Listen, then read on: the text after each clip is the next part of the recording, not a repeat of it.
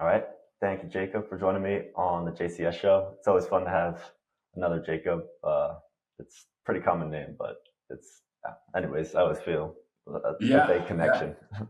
Thank you for Um, having me. I know when we first started chatting, I was like, oh, that's funny, another Jake. yeah, Small world. yeah.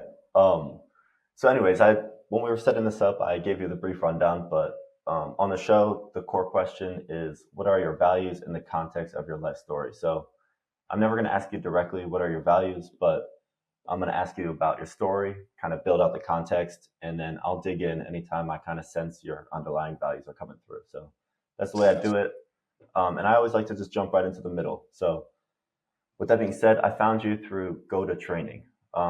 It's a functional movement, alignment based training system, as far as I understand it. Um, but yeah, let's just start right there in the middle. How does that training work the way you understand it, and then why were you attracted to that versus a lot of the other modalities out there? Yeah, so GOATA training is a philosophy that basically says the human body is supposed to move a specific way. And due to modern technology, such as chairs and lifting weights and other things, a lot of people have gotten out of that form of moving. And so this group of people basically identified how you're supposed to move and created some exercises or physical therapy type movements to get back to nature's way of moving. And so how I got into it was back in 2020, all the gyms closed. And so I was into power lift movements and bodybuilding movements and things like that. So when all the gyms closed, I worked out at home, and I thought it was a great idea to do 1,000 squats a week and run 10, 20 miles a week. And my body just started breaking down. And so that led me down the path of figuring out what's wrong with my body. Because pain, I was in so much pain, I could barely walk down the stairs. Little simple things. I was like, I'm 25 at the time. This shouldn't be happening. And so it just led me on this path to trying out different modalities and different things. And I ended up trying out a bunch of different things and stumbled upon this GOATA methodology. And I thought, the pain is just a symptom. The root cause is how I'm moving. And so if I could fix those movement patterns, I want to be able to do that. And since it affected me for so long, 4 years or whatnot, I thought, hey, if I can learn this, I can help other people get out of pain and move the right way as well. Gotcha. And so you mentioned powerlifting and stuff like that, but what's like the full training history? Were you a sports player, or did you just a gym guy before the go to training? Like, what was your background there? Yeah, so I grew up and played a lot of sports, basketball, baseball, were the primary ones. And so really active kid growing up, played in high school. And by the time college was coming, I was over the sports and more into lifting weights. And so at around 14, I got exposed into lifting weights. And I mean, that was the extent of that was just like bench pressing at the house like 7 times a week.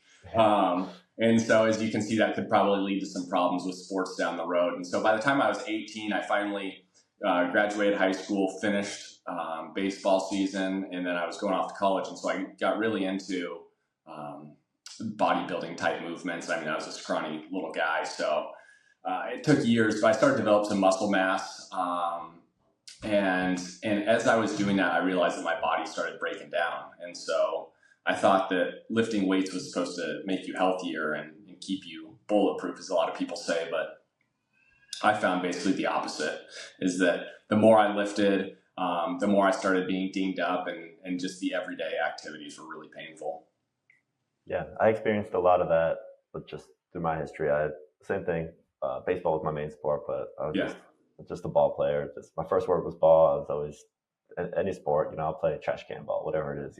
Yep. Um, Absolutely. and then same thing in college. I'd lifted in high school, but I started taking it seriously, and it became a consistent part of my routine in college. Seemed like a great idea, and then a few years into that, I was just like, man, I'm not moving well. I'm not feeling good. I Yeah. feel like I'm performing worse, even Yep. though I'm stronger. So that was kind of like a reality check that I had to go through myself. And I didn't find GOATA till recently, but I found the Knee Over Mm. Toes guy and a lot of Yep. other kind of similar programs that are focused more on holistic, natural movements. I switched to Barefoot Shoes, Yep. and that was a big game changer for me. And I think I've noticed on your Instagram, you use Barefoot Shoes or you train barefoot. Is Yep. that right? Yep. Train barefoot, wear barefoot shoes. Probably back in 2018, I started wearing Barefoot Shoes, and at the time they didn't have a whole selection of shoes, so they were just like the ugly ones that look like you wear in the water. And Hmm. so luckily over the past few years they've gotten a little bit better looking and they look a little bit more normal. But yeah, I've noticed a big benefit from wearing those Barefoot Shoes. And similar to you two, I did all like the knees over toes and Kelly Starrett and all those different programs. And I think one thing I wanted to add in here was I think they all are really beneficial and they all have really important pieces. And I think each system you can learn a lot from. So same with GOATA as well. Yeah. So from all those systems, what stood out to you from GOATA? Like you're a GOATA certified trainer. Try to say that 10 times Yeah. fast. But So what stood out to me with GOATA was just basically that symptom problem. Like when you're hurting or moving dysfunctionally or have injuries, non-contact specifically, those are just the symptom of a bigger problem. And the bigger problem is how people move. And so one thing that really stood out to me is I was exposed to GOATA a few years ago, and they talked about all non-contact injuries occur the same way. So ACL tears and Achilles tears happen from the same mechanism. And so they said it, and at first I was really squeamish when watching those types of injuries. And over the years, I just gotten more used to watching them, and every single one had the same mechanism of basically the foot caving in, and either the foot caving in or the knee caving in, and that's how all these injuries occurred. And so as like a weekend warrior now playing pickleball and basketball weekly, I want to stay out of those injury patterns. And so once I identified that, I was like, I think they're onto something. If the root cause is movement dysfunction, how can we get that movement functional? And I think that GOATA was the one that made the most sense to me, can and has you, helped me the most as well. yeah, can you, just out of my own curiosity, can you kind of just give the brief elevator pitch on how the GOATA diagnosis system works? Like, is how, like what do you Yeah. what are the terms that GOATA uses? What are the frameworks they use to define proper movement and then identify improper movement? Yep. And so this goes back to the founders and how they basically identified what proper movement is. They looked at a few different groups of people. They looked at newborn babies. They looked at indigenous tribes that have never sat in chairs. They looked at elite level athletes that had played 10 plus years and didn't have any significant like non-contact injuries, such as Michael Jordan, Tom Brady, though he had an ACL, it was a contact injury. And then the last group of people was 70 plus year old track athletes. So people that were older in age that were still moving pretty well, considering the life history that they've had. So they looked at those four control groups and basically identified three things that would suggest proper movement. And so it starts at the foot level. So the first thing that we want to see is basically a strong arch in the foot. And so the terminology that they use is inside ankle bone high. This suggests that the arch is fully developed and that foot isn't caving in, creating that mechanism for injury. So that's the first thing.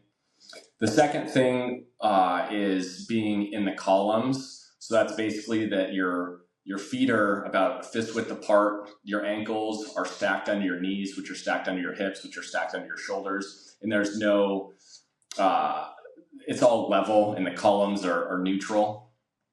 And then the last one is being back chain dominant. And so this basically says that since we're humans and we're forward moving propulsion machines, essentially, that we want to use the back side of our body to propel us forward as opposed to the front side.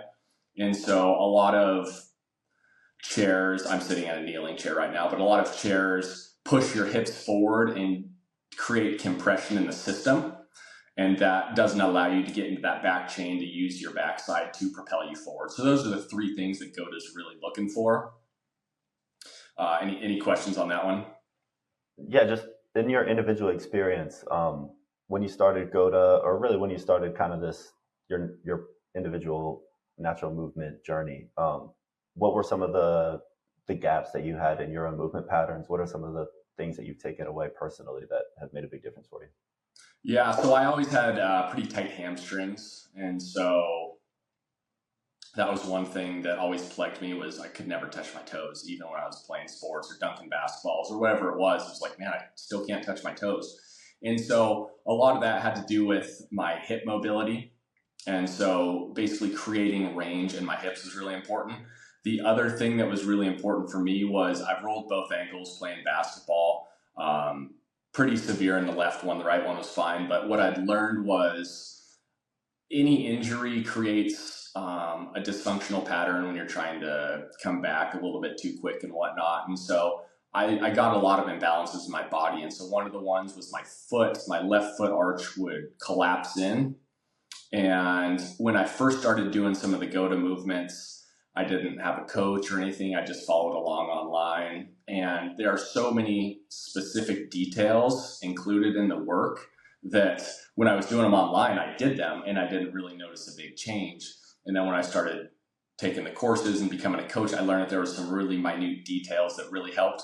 So building a strong foot in my left foot due to an ankle injury was something that was necessary for me to really get out of pain, because most times pain doesn't show up at the dysfunctional spot. So I had left knee pain, and it wasn't because my knee was faulty. It was because my foot was faulty and I didn't have a proper foundation. Yeah, I've experienced a lot of similar things. Tight hamstrings is a big problem for me, and then Yeah. I had a foot surgery on one side. It was actually kind of interesting since I had the same issue on both feet. It's a genetic thing. It's called accessory navicular, where a bone that's supposed to be fully attached was attached by cartilage, and so it's susceptible to breaking. I broke it in both feet, but it ended up being a split test. I wanted them to do, this was when I was like younger, like a freshman in high school. I wanted them to do surgery on both feet at the beginning because Yeah. I just was like, it'll just be one recovery, but they didn't want me in a wheelchair, so they just did the one foot. And it was a weird recovery. Like it still doesn't fully work properly. It wasn't a major surgery, so it's not that bad, but I ended up with this kind of interesting split test where I had the same injury in both feet. One was surgically repaired, the other I just let it go, and the one that I let go it's healed on its own, whereas the Wow. one that I had surgically repaired is like it'll never be 100%. It's not a big problem, but Yeah. yeah, it's never going to be as strong, and so um, yeah, just it's kind of an interesting thing. Yeah. No, that's very interesting. Yeah. Have you dealt with injuries? Like you seem to be very focused on these non-contact injuries. Is that something you've had personal issues with, or is that just something you make sense to you to focus on? Yeah, that's a good question. So I haven't had any non-contact injuries. I've had some shoulder issues, knee issues, in the sprained ankles, but no non-contact injuries. But for some reason, those always scared me, like watching football. And so when these dudes were getting hurt and people were blaming the turf, I'm like, this doesn't really make sense. Like if it was that simple, I think there's an underlying cause, because if it was just the turf, people would get rid of it. And then why are people getting injured on grass if it's not the turf? So it was more of a curiosity into some of these things. And then when I was 25 and was dealing with all the knee pain and stuff, I didn't have kids yet. I have a 1-year-old daughter now, but I was like, I want to be able to play with my kids, and I'm 25 and I can barely walk. It's like, this doesn't make sense. And knowing that I had all these pains, I wanted to continue to do the things I love, but stay out of those patterns. And so it was just trying to figure out what works best for my body and staying out of those compromised positions, really. Well, power to you. I've come across quite a few people that are interested in these types of things, but most of them, including myself, have had some non-contact injuries that kind of sent us on that path. So it's cool that you kind of identify. There's this term I really like called prehab. I've seen it out there a little bit, but yeah, it seems like that's kind of along the lines of your focus, where it's like rehab training after a surgery or after a major injury, but without actually having to go through the injury. So you're preparing to prevent injuries rather than getting back to standard level after an injury. Yeah, being preventative rather than reactive. And I mean, they're so debilitating for some people. They end people's sports careers. They get people taking pain pills, which can obviously lead down a bad path. So I mean, I've just been interested in that sort of stuff. And so if I can learn it for myself and then help other people, that's always just been something that I really enjoy doing. Yeah, awesome. Um, so let's paint a little bit of a bigger picture of just your life and how you balance your work life balance. So you're go to coach, but that's we talked a little bit before. That's not Yeah. your primary thing, right? So um, Yep. why did you get into coaching, and what else are you balancing along with it? Yeah. I got into coaching because um, I just like helping people. And so I thought that helping people move properly, getting out of pain, and avoiding these types of injuries was a bigger purpose than some of the other activities that I do. So I've just gotten into the coaching recently. The other things that I do are I'm an accountant. I work from home for a big company. And so I do that. I've been doing that for about 6 years now. And then my wife and I also invest in real estate. And so we have some properties that we manage and rent out to people. And so all of this kind of started a path when I was in my early 20s that I wanted to create financial freedom so I could be in control of my own time and basically create the future that I wanted so we can enjoy our lives and not really answer to someone else on their time and dime. So that's kind of my story and background there. Yeah. What were some of your influences in that space, the financial freedom and um, yeah, the control over your own time? What books or Instagram Yeah. pages? Or, So it started off being a really big personal development kick post college, trying to figure some things out and got into the personal development space. And so a lot of the things said the same sort of concepts. And I knew that real estate was a really good way to create passive income. So I used my active income as an accountant to invest in that passive income. And so one of the books that my wife and I read was really good. It was called, I believe, How to House Hack by Craig Kurlop. And it basically explained the concept of buying either a single family house or a duplex and then renting out the other side. And so while you're living there, basically your tenant or the people that live with you are paying your mortgage for you. Whether they pay the whole thing or part of it, it just is a really good way to lessen one of the biggest expenses that most people face, which is housing.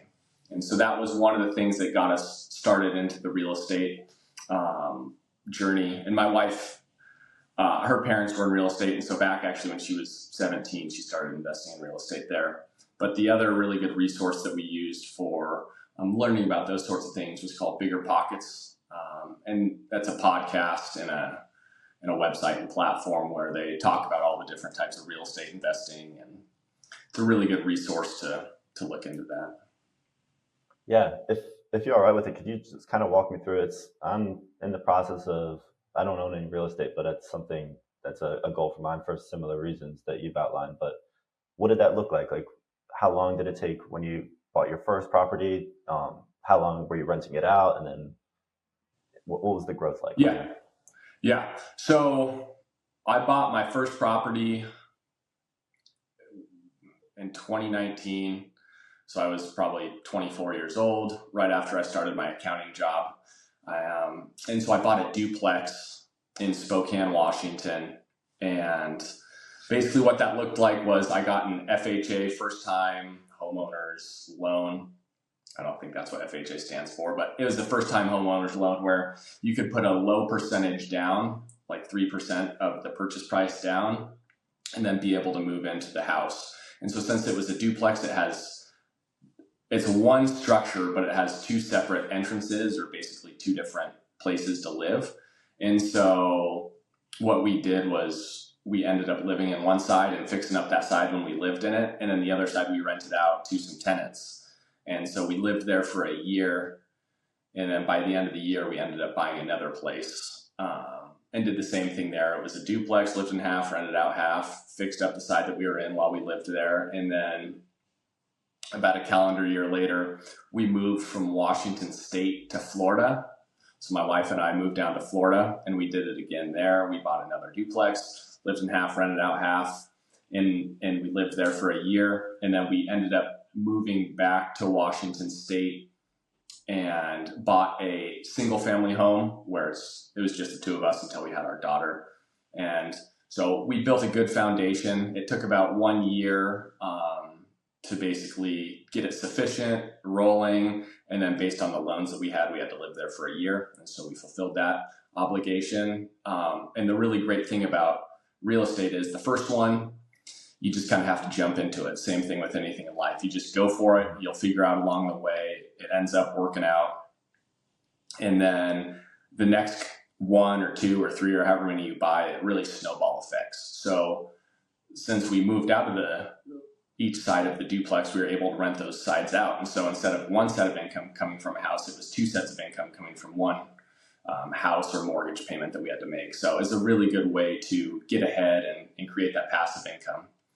Also, the appreciation over the last 5 years in each of those places has been pretty substantial with inflation and whatnot. So that's another really good way of building wealth. And then lastly, a really great thing about real estate as well are the tax write-offs. There are a lot of tax write-offs that you can have, and so everyone has to pay taxes. And if there are certain write-offs that you can do, it's a really beneficial way to pay less in tax legally. Yeah. Do you have a construction background as you're building out these properties, or is it just a YouTube and common sense figured out as you go? Yeah, so I'm not very handy, unfortunately. And so it's a lot of either trial and error with some of the easier stuff, hiring the right people. And so, I mean, we've had our trial and error of figuring out who to hire, who not to hire, what stuff should we do versus other people. And so we've gotten to a point now where, hey, let's just hire a professional to do a good job. And that's kind of just been the path. Is at some point when you build up enough of holdings, you can just pay someone to do the work and it just gets done. Yeah. Cool. It's interesting that you were in Washington and Florida. Those are both 2 different places. I've been living in Washington. I'm currently on the East Coast traveling around, but yeah, I've been out in Bellingham, Washington. Yeah. So yeah, up pretty much as northwest as you can go. No But kidding. yeah. So I don't know your reasons for moving, but what do you like about those 2 places, and why did you end up settling back in Washington? Yeah, so we started in Washington, and it's a beautiful area, as you know, and we're over on the east side of the state. And so it's really fun having all 4 seasons. And the primary reason that we're over here initially was, I mean, it was a lot cheaper than the west side of the state. And we also have family over here. And so that's really important to us. And so before we had a kid, we wanted to travel. That was another reason for the real estate, was to create enough wealth that we could travel and experience things in life and basically live life to the fullest. And so when we thought about it, we're like, hey, we could travel for a week or 2, and I can take PTO at my job. But then when COVID started, I was able to work remote. And so it was one opportunity where it was like, hey, we can buy another duplex. The prices are rising in Washington. We've always enjoyed Florida. We went there for our honeymoon and thought it was a pretty cool area. And so we were like, hey, we could buy a duplex and move to Florida and basically do our rental strategy while being able to basically have a different home base to travel from. And so that's what led us to Florida. And we had an absolute blast there. We lived like 15 minutes away from the beach in a small town called Palm Coast, Florida. And so that was really fun. But that was like a really good center point to be able to go into Orlando and the Keys and Miami and things like that. So it was a really awesome opportunity to basically see a different side of the country, a different ecosystem, different weather, and just basically a different experience in life. And what ended up bringing us back to Washington was we knew we wanted to start a family at some point, and we weren't exactly sure our next move for the real estate, whether it was going to be another duplex or what it may be like. And we thought, hey, we can always buy another duplex. But at that point, we wanted to buy a single family home and basically create a house for a family to have. Cool. And so then on that note, you mentioned you have a 1-year-old, right? Is it Yep. daughter, son? 1-year-old daughter. Yep. 1-year-old daughter. So kind of 2 parts here. One is over the next 17 years, let's say, like, how do you plan on growing your business and then also progressing your coaching? And then the second question I have is like, how do you plan on educating your daughter on these things that you're into? Like, do you plan on, are you just going to kind of let them do their thing, or are you going to educate on financials and movement and stuff like that? Is that something you've thought about much? I know she's only one, but. Yeah, I'll answer that question first. So I went to a private school growing up, and it was good. I had a good education, but my wife and I have talked about it, and a lot of the schooling system isn't really beneficial for real life challenges, and certain ideologies have been pushed into the schooling system. And so what we're going to do is we're going to homeschool our daughter and any future kids that we have, since my wife is a stay-at-home mom and also manages the real estate. But we're going to basically just teach her things that she needs to learn on top of the state guided curriculum. But yeah, we'll teach her, about movement, about nutrition. That's something that we're also really interested in, about financial literacy and how to create successful businesses and real estate and passive income. And so I think that it's our job, my wife and I's job, to teach our daughter the ideals that we have learned and seen and instill them in her. And if she chooses to do those sorts of things that we do and give her those opportunities, is our path for education. Yeah, super cool. Commendable. I want to come back to the nutrition, Yeah. and I want to come back to that other question, but yeah. So just if what would be like the outline of if your daughter is 18 and everything's gone well, what kinds of things would she know that she might not know through the traditional public or private school systems? Yeah, I think one of the first things that comes to mind, since a lot of this discussion has been regarding real estate, is how to analyze a deal, all the funding that goes into a deal. Before my wife got her driver's license, she had to basically create a path on, or like a vision board on how she could buy a rental property. And so I think that's a really cool thing that we're going to implement as well. Whether she wants to buy it or not, we can show her the benefits and see if she can create that vision as well. So we think that that's really important. Understanding active income versus passive income. Some of the other things that we want to teach are also communication skills. Obviously, you have a podcast. You're really interested in talking to people and learning from them. I think every person has a unique perspective and different point of view. And if we can convey a way for her to communicate with people effectively and be able to learn from their mistakes rather than her having to experience it herself, I think that would be a really important lesson that we could teach her. One other thing that I'm really big on is perspective. I think life is all about how you react to things as opposed to what happens to you.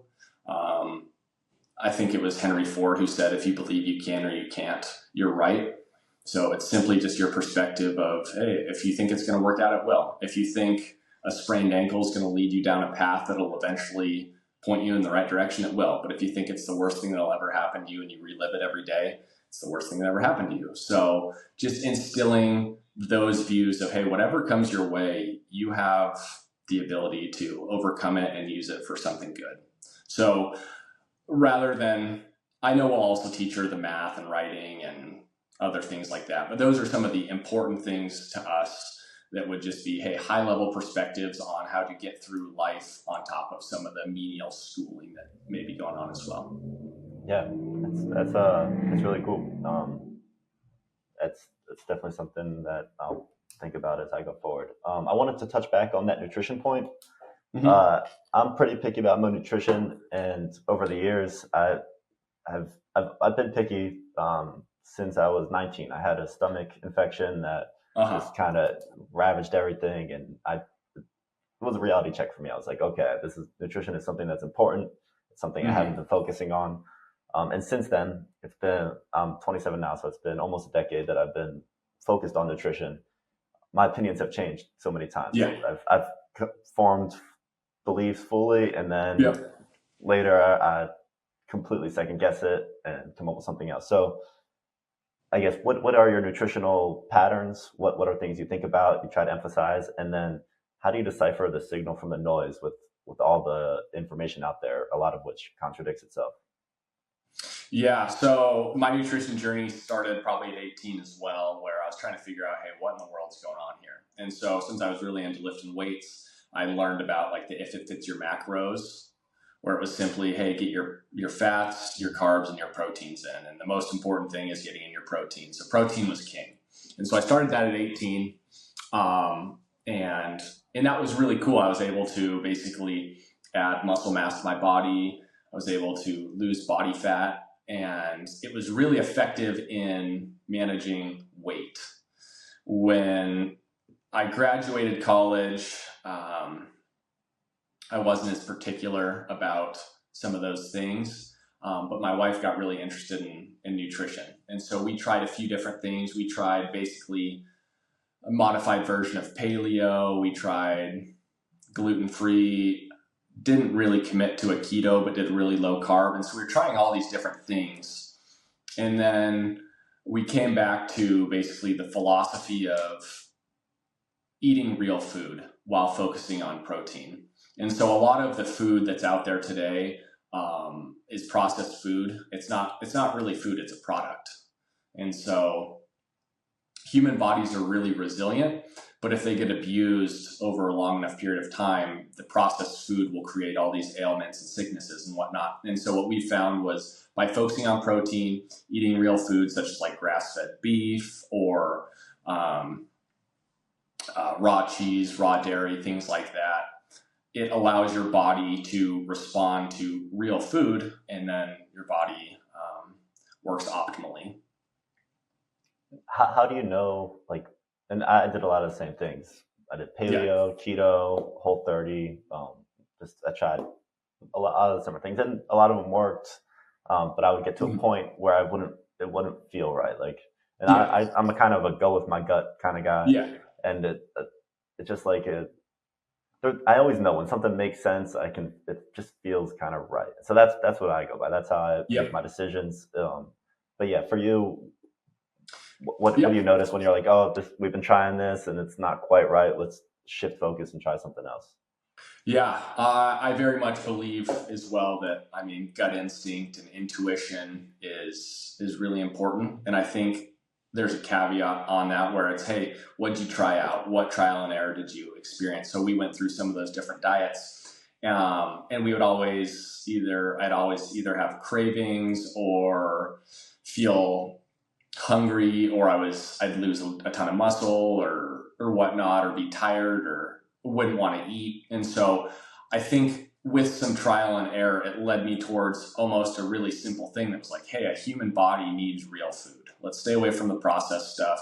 Let's focus on getting a high level of protein because protein's a building block nutrient, and obviously protein or carbs and fats are important as well. But a lot of people can get the carbs and fats in pretty easily, but protein seems to be one that people struggle with eating a lot of. And so after trying out all those things, I just realized that this worked for me. My body felt good, my brain felt good.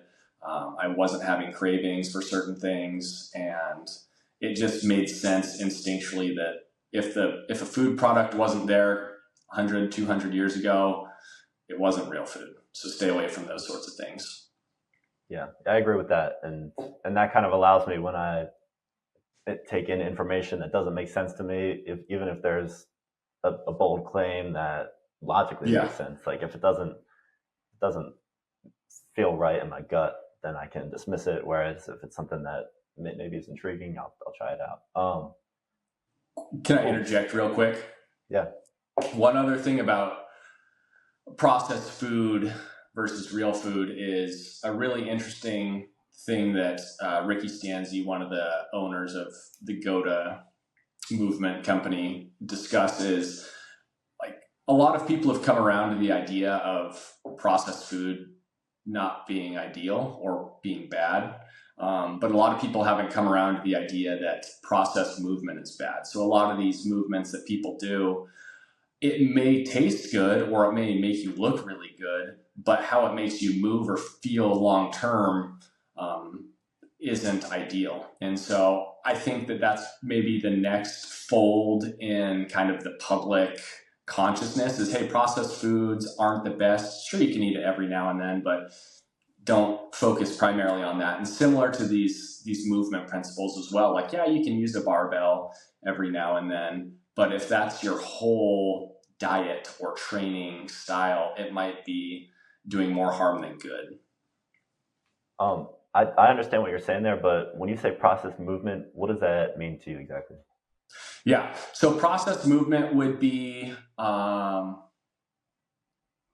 lot of lifting weights that people think of probably started in the 70s or got popular in the 70s when Arnold was doing all the bodybuilding. And a lot of those movements are still seen in weight rooms today. And they work exceptionally well if you want to be a bodybuilder or a power lifter. But for athletes or just the average Joe that wants to go through life and build a little bit of muscle and athleticism, a lot of these movements are pretty fixed in patterns, and those movements don't actually show up in athleticism. Take, for example, like a barbell back squat. If you're sitting back on your heels, you're loading into your heel, which doesn't show up on a field or a court, because when you see athletes, they're always on the ball of their feet. If their heel goes down, that's typically a bad sign, and that could be a loading pattern for an injury or dysfunction down the road. Okay, so taking it back to, do you think about ancestors a lot? Like, I mean, you mentioned a little bit, but is that kind of like a North Star for you in your decision making? Yep. Yeah, that's a good insight. I think I look back and just think, does this make sense to me? Were people doing this a couple hundred years ago before all the modern technology and conveniences came out? And a lot of the time is, if the stuff is relatively new, there's not a whole lot of information or data that shows whether it actually is beneficial or not over a lifetime. And so if barbell lifts weren't around forever, maybe it's not ideal now. And ideal is dependent on each person. It comes down to their goals. I experienced the powerlifting and bodybuilding type movements and found out that it didn't work for me. And I just can only share my perspective because that's all I know. But yes, thinking back a couple hundred years ago, a couple thousand years ago, whatever it may be, is sort of a little gut check that I use to see if I think something makes sense or not. Yeah, there's this one phenomenon which I'm not remembering the name of, but basically it's however long something's been around, on average, that's how long it's likely to continue to be around. So like chairs have been around for hundreds of years. Most likely or thousands really. So most likely they'll be around thousands of years into the future. iPhones have been around Yeah. a couple dozen years, few decades. So most likely in a few decades they'll be obsolete. And obviously, Yeah. at some point chairs had only been around for a few decades, and so Yeah. it's not a rule, but it's on average it works out that way. But I think the That's same thing fascinating. applies for ideas and trends. Yeah. So that's something I think about, but it goes along with what you're saying. I don't know if you know No. Nassim Taleb, but that was an Yeah. anecdote from one of his books. Heard of him. I haven't really studied his work, but know a little bit about him. Yeah, I think you'd be interested in Yeah. just based on this conversation. Black Swan was his main Yep. book, but yeah, he's got a whole series. But interesting. I don't want to get too personal here, but I am a little curious about your partnership, your marriage. I've noticed your wife's featured. You've mentioned Yep. her several times, and it seems like you guys operate really well together. But what will be some of your tips for success in a good collaboration with a partner?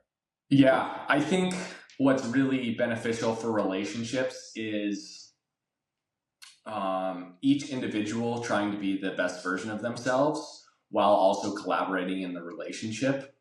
And so one thing that I've seen just from observing relationships is mutual goals or mutual paths. Like if we're both in sync towards things that we want, we can both be the best version of ourselves in congruent to getting to those goals. So really just having good communication and focusing on mutual goals, mutual interests, trust. Um, yeah. Yeah. How long have you guys been together? So we've been together we've been almost married for 4 years, and then we were dating for about 5 years before that. So about 9 years now, and I'm 29. Cool. So like around college or so, you guys started it Yep. off. Cool. Yep. Um, And so, yeah, I mean, I think choosing the right partner is really important because they'll either be basically an advocate or like a doorstop and holding you back. And so, luckily for me, my wife is really awesome, and she helps root me on and cheer me on for things that I want to accomplish, and vice versa. I always cheer her on. I'm always her biggest fan. And so if your life partner is trying to hold you back, you might have a really difficult life. And maybe that's just a perspective and a lesson to learn. But people, there are certainly many people out there that'll be a very good partner to each and every one. yeah. Um, Another thing I wanted to ask about is just kind of how you see your career progressing from here. You've mentioned kind of transitioning from active to passive income. I'm guessing that that's a big part of it, but as you make that shift into a higher and higher percentage of your income being passive, Mm-hmm. and therefore more and more freedom, how do you want to spend your time? What moves do you want to make financially, personally? How do you see that all playing out? Yeah, good question. So I've always wanted to retire by 30. And so right when I started my job at probably 23, I was like, I want to retire by 30. And I didn't really know what retire meant. It's kind of an ambiguous term. But what it means to me is being able to do what I want with my time and not having to answer to someone else if I don't want to. And so for me, that means creating enough passive income or active income as a business owner that I can control my own schedule or choose what I'm doing, when I'm doing it, with who I'm doing it with. So I initially thought, hey, it'd be really cool to retire and basically just enjoy life and do all the fun things, play with my kid and hang out with my wife and play pickleball and basketball all the time. But in the last couple years, I realized, hey, I really enjoy movement, and I think that other people do as well. But with all this pain and injury and all these sorts of things, that's what got me really curious into the GOATA type stuff. And so rather than retiring from a W-2 employee job, it would be more so creating a business and doing something that I like to do, which is helping people move properly and getting them out of pain. Yeah, that's commendable. That's something I relate to as well. It makes a lot of sense to me. Yeah, one suggestion I would have for you is to integrate some of these other things that you're interested in, since your values Mm-hmm. are very aligned in all these different realms. And so I think that, like, just from this conversation, Yeah, I've learned a lot about different facets, but it all comes down to the same value. So I yeah. think that as you grow your presence, you could really offer people like me a lot of value in those areas. But that's just uh, from where I'm sitting. Well, thank you. I appreciate that. Um, well, anyways, that's most of what I had for you. I just wanted to kind of connect and get a feel, learn as much as I can about what you know. Yeah. But yeah, this was a really cool conversation. Definitely inspiring. I have a lot of similar aspirations, and I'll definitely take away what I can from this conversation. Absolutely. Well, thank you for having me. I really appreciate it. It was a good conversation. Awesome. Thank you much. Thanks.